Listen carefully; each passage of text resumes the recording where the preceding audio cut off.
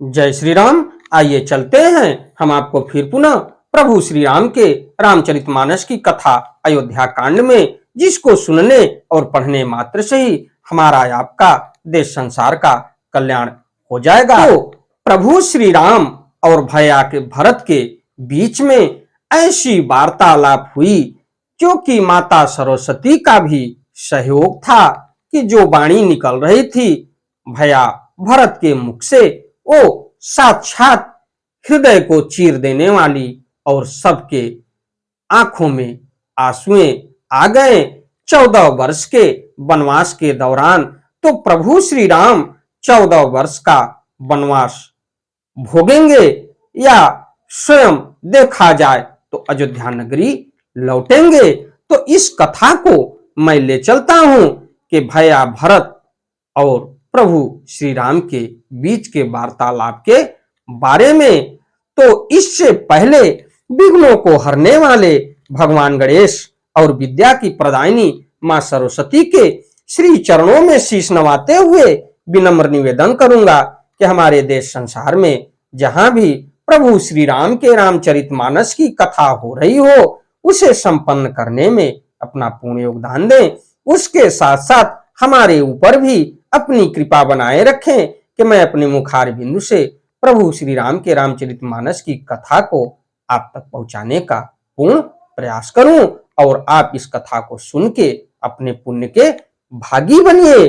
क्योंकि अगर आप अपने जीवन को सुखमय और खुशहाल बनाना चाहते हैं तो अपने हिसाब से प्रभु की भक्ति न छोड़िए और प्रभु की भक्ति जितना समय आपको मिल सके उतना समय ही करिए। तो ओम श्री जानकी वल्लभो विजयते मति अनुसार सराहन लागे, सचिव सभासद सब अनुरागे, सुनि सुनि राम भरत संवादु, दुह समाज ही हर्ष विषादु। मंत्री और सभासद सभी प्रेम मुग्ध होकर अपनी अपनी बुद्धि के अनुसार सराहना करने लगे। श्री रामचंद्र जी और भरत जी का संवाद सुन सुनकर दोनों समाजों के हृदय में हर्ष और विषाद, भरत जी के सेवा धर्म को देखकर हर्ष और राम वियोग की संभावना से विषाद दोनों हुए। प्रभु श्री राम और भैया भरत राम मातु दुख सुख सम जानी, कही गुण राम प्रबोधि रानी। एक कहीं रघुवीर बड़ाई, एक सराहत भरत भलाई। श्री रामचंद्र जी की माता कौशल्या जी ने दुख और सुख को समान जानकर श्री राम जी के गुण कहकर दूसरी रानियों को धैर्य बंधाया। कोई श्री राम जी की बड़ाई बड़प्पन की चर्चा कर रहे हैं तो कोई भरत जी के अच्छेपन की सराहना करते हैं। अत्रि कहे तब भरत सन, शैल समीप सुकूप, राखिय तीरथ तोयतः, पावन अमिय अनूप। तब मुनि अत्रि ने भरत जी से कहा, इस पर्वत के समीप ही एक सुंदर कुआं है, इस पवित्र अनुपम और अमृत जैसे तीर्थ जल को उसी में स्थापित कर दीजिए।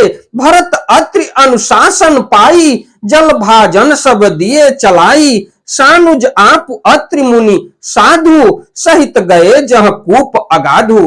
तो जो कूप था उस कूप के पास मुनि अत्रि ने स्वयं भरत जी को लेके गए। भरत जी ने अत्रि मुनि की आज्ञा पाकर जल के सब पात्र रवाना कर दिए और छोटे भाई शत्रुघ्न, अत्रि मुनि तथा अन्य साधु संतों सहित आप वहां गए जहां वो अथाह कुआं था। वन पाथ पुण्य थल राखा, प्रमुदित प्रेम अत्रि अस भाषा। तात अनादि सिद्ध थल एहु, लोक तेउ काल विदित नहीं केहू। और उस पवित्र जल को उस पुण्य स्थल में रख दिया। तब अत्रि ऋषि ने प्रेम से आनंदित होकर ऐसा कहा, हे तात, यह अनादि सिद्ध स्थल है, काल क्रम से यह लोप हो गया था, इसलिए किसी को इसका पता नहीं था। उस कुएं के बारे में जो मुनि अत्रि ने भरत जी को दिखाए और लेके गए। तब सेवकन सरस थलु देखा, किन्न सुजल हित कूप विशेषा। विधि बस भयो विश्व उपकारु सुगम अगम अति धर्म विचारु। तब भरत जी के सेवकों ने उस जल युक्त स्थान को देखा और उस सुंदर तीर्थों के जल के लिए एक खास कुआं बना लिया। दैव योग से विश्व भर का उपकार हो गया। धर्म का विचार जो अत्यंत अगम था वह इस कूप के प्रभाव से सुगम हो गया। भरत कूप अब कहीं नहीं लोगा, अति पावन तीरथ जल जोगा। प्रेम सनेम निमज्जत प्राणी हुई है विमल करम मन बानी। तो अब इसको लोग भरत कूप कहेंगे। तीर्थों के जल के संयोग से तो यह अत्यंत ही पवित्र हो गया। इसमें प्रेम पूर्वक नियम से स्नान करने पर प्राणी मन वचन और कर्म से निर्मल हो जाएगा। तो देखिए भैया भरत के पहुंचने से एक जो कुआं था जिसका कोई अता पता नहीं था, तो ऋषि के सहयोग से ऋषिगण वहां भैया भरत को लेके गए और देखा जाए तो आज वो कुआं भी एक पवित्र और तीर्थ स्थल बन गया। तो अत्रि मुनि के प्रभाव से आगे क्या होता है इसके लिए आगे ले चलते हैं। तो प्रेम पूर्वक नियम से स्नान करने पर प्राणी मन और वचन कर्म से निर्मल हो जाएगा। भरत कूप में कहत कूप महिमा सकल गए जहां रघुराव। अत्रि सुनायो रघुबरहि तीरथ पुण्य प्रभाव। तो कूप की महिमा कहते हुए सब लोग वहां गए जहां श्री रघुनाथ जी थे। श्री रघुनाथ जी को अत्रि जी ने उस तीर्थ का पुण्य प्रभाव सुनाया। कहत धर्म इतिहास सप्रीति भयो भोर निशिसो सुख बीती। नित्य निबाही भरत दो भाई राम अत्रि गुरु आयस पाई। प्रेम पूर्वक धर्म के इतिहास कहते वह रात सुख से बीत गई और सवेरा हो गया। भरत शत्रुघ्न दोनों भाई नित्य क्रिया पूरी करके श्री राम जी अत्रि जी और गुरु वशिष्ठ जी की आज्ञा पाकर सहित समाज साज सब सादे। चले राम बन अटन पयादे। कोमल चरण चलत बिनु पनहि भई मृदु भूमि सकुच मन मनहि। तो राम के लिए देखा जाए तो भैया भरत समाज सहित सब सादे साज से श्री राम जी के वन में भ्रमण प्रदक्षिणा करने के लिए पैदल ही चले। कोमल चरण हैं और बिना जूते के चल रहे हैं। यह देखकर पृथ्वी मन ही मन सकुचाकर कोमल हो गई। माता धरती कुश कंटक काकरी कुराई।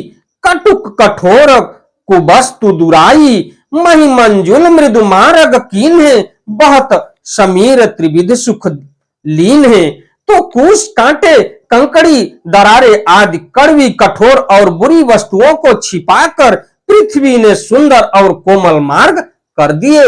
ये माता पृथ्वी के कहीं इनको कंटक न गड़ जाए और कहीं सूखी जमीन होगी तो वो भी कोमल हो गई। सुखों को साथ लिए सुखदायक शीतल मंद सुगंध हवा चलने लगी। सुमन बरस सुर घन करी छाई। बिटप फूली फली तृण मृदु ताही। मृग बिलोक खग बोली सुबानी। शिव वही सकल राम प्रिय जानी।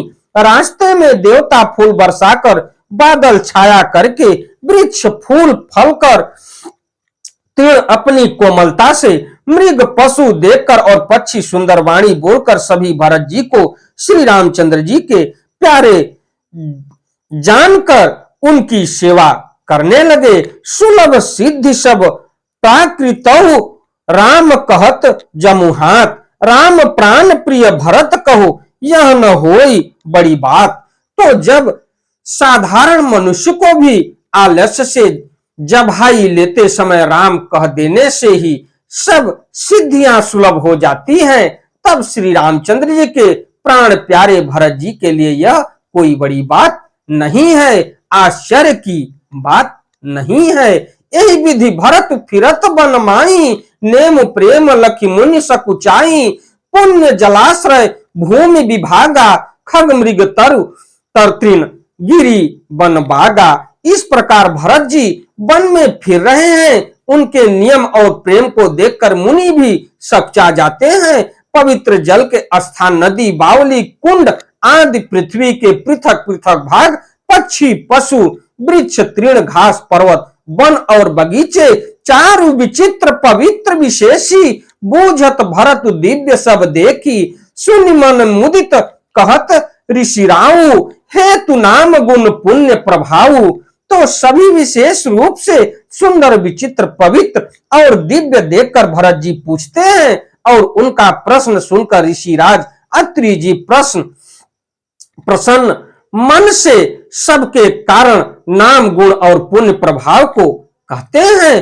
कतहु निमज्जन, कतहु प्रणामा, कतहु बिलोकत मन अभिरामा, कतहु बैठ मुनि आय सुपाई, सुमिरत सिय सहित दो भाई। भरत जी कहीं स्नान करते हैं, कहीं प्रणाम करते हैं, कहीं मनोहर स्थानों के दर्शन करते हैं और कहीं मुनि अत्रि जी की आज्ञा पाकर बैठकर सीता जी सहित श्री राम लक्ष्मण दोनों भाइयों का स्मरण भी करते हैं। देख शुभाऊ स्नेह सुसेवा, देहि असीस मुदित मन बन देवा।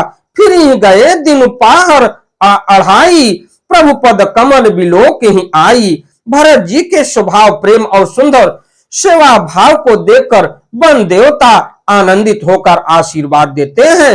यो घूम फिर कर 2.5 पहर दिन बीतने पर लौट पड़ते हैं और आकर प्रभु श्री रघुनाथ जी के चरण कमलों का दर्शन करते हैं।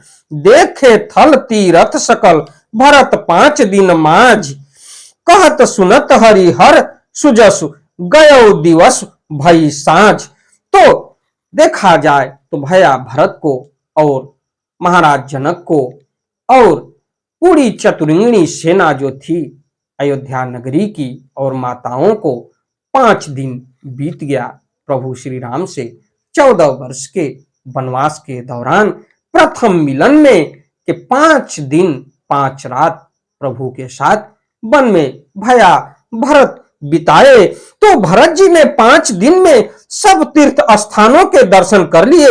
भगवान विष्णु और महादेव जी का सुंदर यश कहते सुनते वह 5वां दिन भी बिता गया।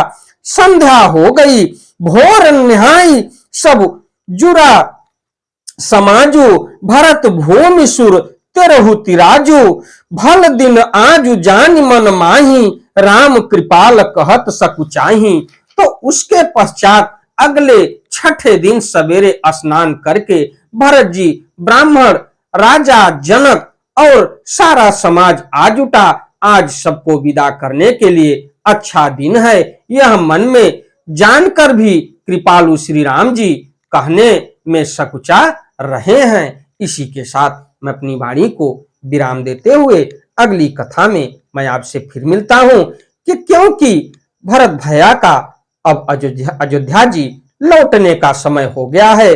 5 दिन बिताने के बाद 6ठा दिन आ गया, 1 दिन और रुके। अब 6ठे दिन भैया भरत के लिए प्रभु श्री राम का क्या आदेश होता है और कैसे चतुरंगिणी सेना और गुरु वशिष्ठ और महाराज जनक, भरत, शत्रुघ्न माताएं किस प्रकार से प्रभु का आदेश मानते हुए और किस तरीके से वो विदा करते हैं अयोध्या नगरी के लिए, इस कथा को लेके मैं अगली वीडियो में आपसे मिलता हूं। हमारी वीडियो, हमारी कथा आपको अच्छी लगे तो वीडियो को लाइक करिए, शेयर करिए, चैनल को सब्सक्राइब करिए, बेल आइकन दबाना न भूलिए, जिससे हमारी कोई भी महत्वपूर्ण धार्मिक वीडियो आप तक शीघ्र पहुंचे। आपका दिन मंगलमय हो। अंधविश्वास से दूर रहते हुए एक बार प्रेम से बोलिए, प्रभु श्री राम की जय हो, प्रभु श्री राम की जय हो, प्रभु श्री राम की जय हो।